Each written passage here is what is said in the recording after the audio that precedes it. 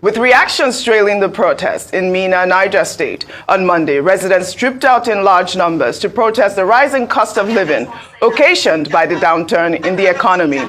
Young men and women blocked a roundabout, stopping vehicular movement. Efforts by the police to stop the protest and disperse the protesters failed. The deputy governor of the state, Yakubu Garba, was at the scene to address the protesters.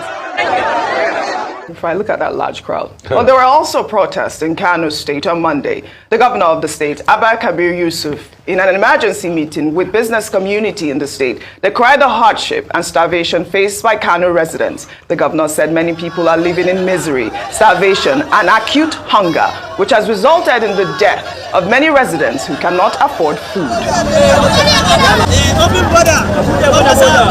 Well, the All Progressives Congress has alleged in a statement signed by Felix Morka, the party's national publicity secretary, that opposition parties are instigating mass protests to undermine the administration of President Bola Ahmed Tinubu. The statement was posted on X by the president's special advisor on information and strategy, Bayo Ononuga. The statement reads in part, in its arrant desperation to portray the All Progressives Congress, APC-led administration as underperforming, opposition parties have resorted to instigating unsuspecting young people to protest in the streets of some major cities. The protests in Minna and Kano earlier today were the manifestation of this devious and unpatriotic plot.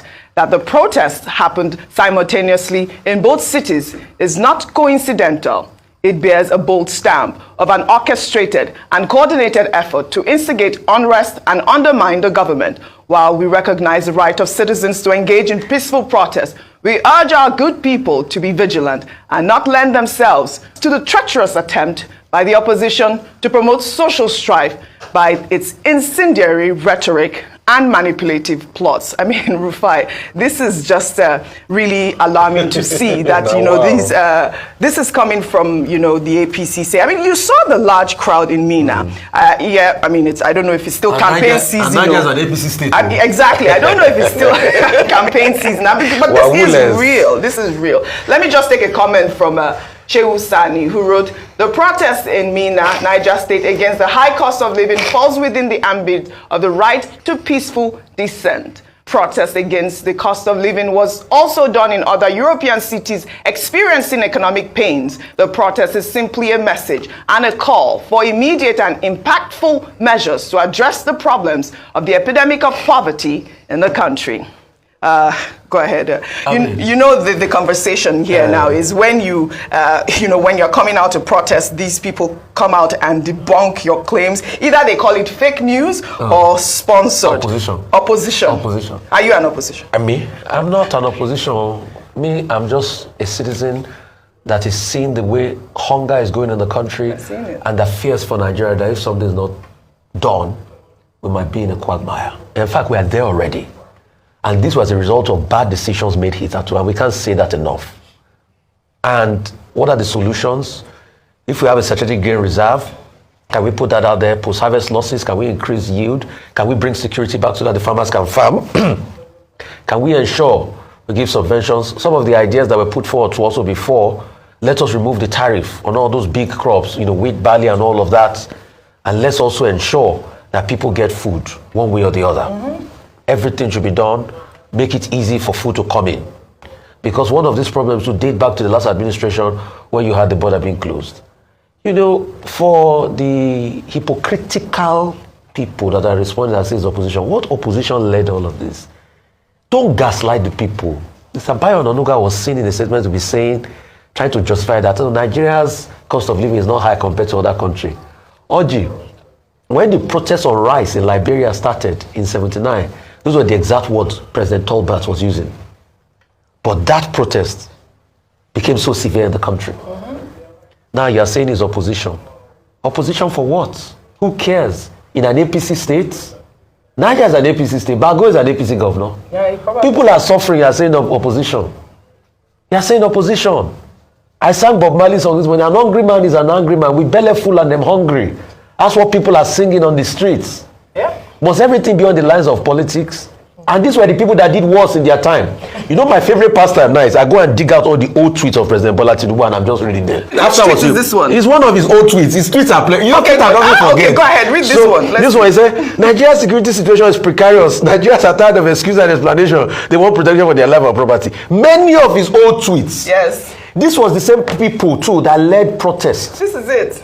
In their own time. Why are people so hypocritical? Why can't they accept what they dish? This is it. This war is not led by the opposition. These are people revolting. They are hungry. Is the opposition that organized people in Lagos Island, the base of President Tinubu, when he came to mosque, yes, and they were saying, was the opposition that organized that one? We saw that. Is the opposition that tell Wasiu to go and sing? That's it. Ilu down. You didn't send me that video. I'm going to send you. Is the opposition that instigated Wasiu and Ide Marshal to sing? Unfortunate. This was the same Wasiu that a couple of months ago was singing, Elo fọkàn balẹ̀ o, elo fọkàn balẹ̀ o. At least it's making people laugh in this language. Let me pull up another tweet of President Bola Ahmed Tinubu. This was back in 2014. He wrote, the festering Boko Haram attacks on the northeast and massacre of innocent citizens is concrete proof that Nigeria has no government. I mean, at this point now, we have seen a lot of kidnapping, we have seen food inflation. I cannot go to the store and not cry. I'll send you a video. When they are ringing up those food items, my heart is like jumping. Oh, you wait for them to ring it? Yes, sir. Use the feature where you check before you go.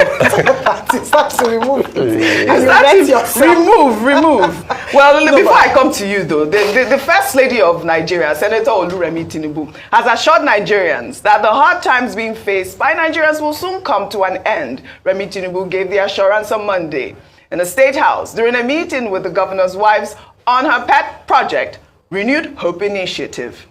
Times like this calls for sober reflection, hence all hands must be on deck. We all need to continue to pray and work for peace and stability in our nation. Let us remain steadfast, supportive of one another in this particular time we are passing through as a nation.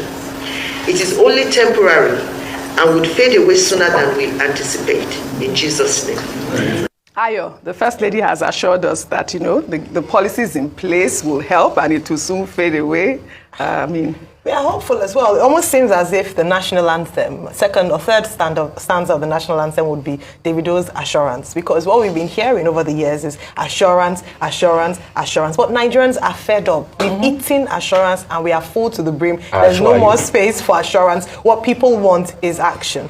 The First Lady, I must say, in this period, has conducted herself really well, even with regards to her body language and the donations she's made, her speeches. I didn't expect anything less, but for her to assure the Nigerians. But beyond the assurances, if you were assuring people, and there's a timeline for that, the truth is that assurance doesn't buy food in the market.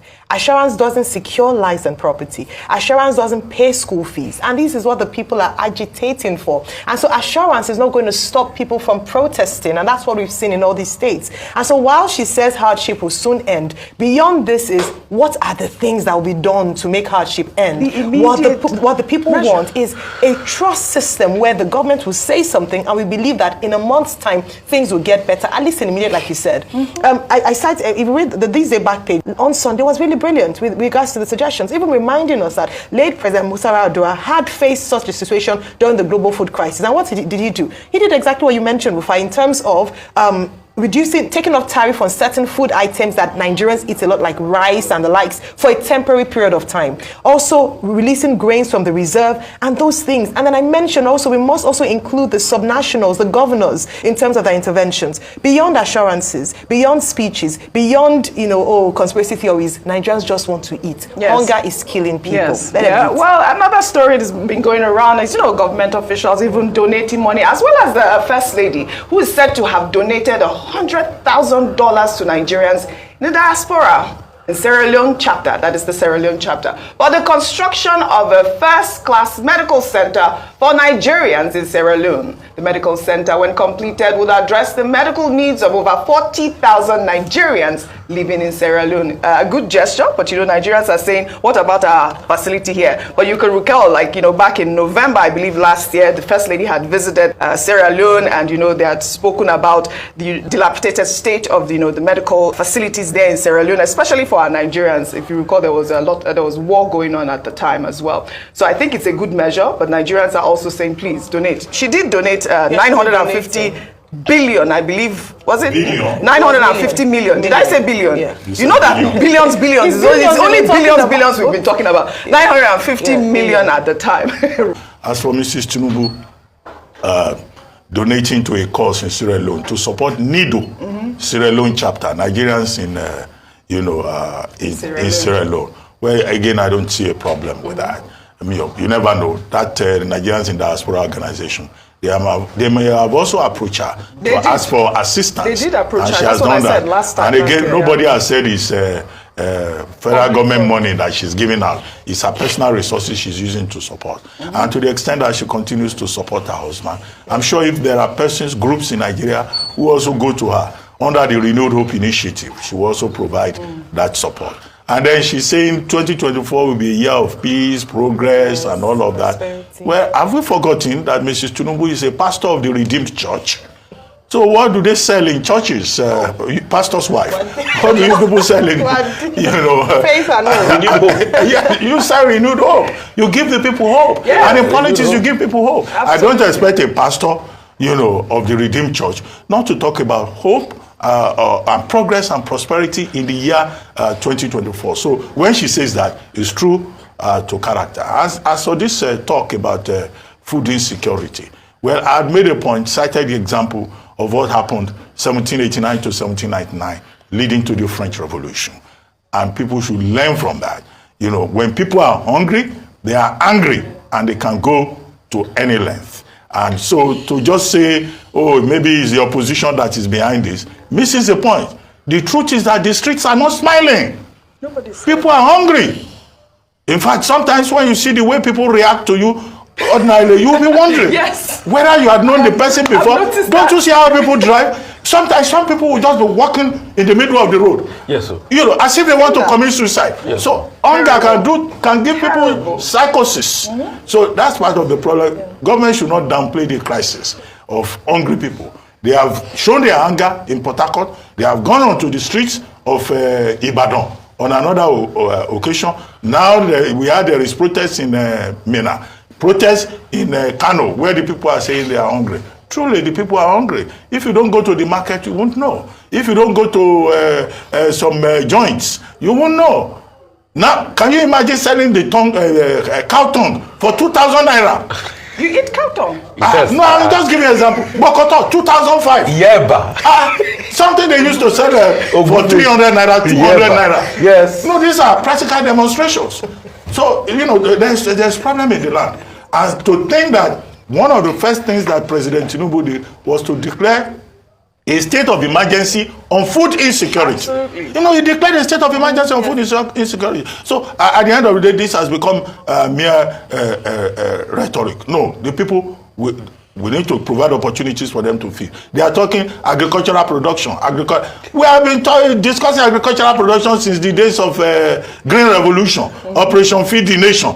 The people are still hungry decades after. It's a serious problem that a country that is as blessed as this cannot feed its own people. Absolutely. Nobody should make light of it. Well said, Dr. Abati. Well, on protest.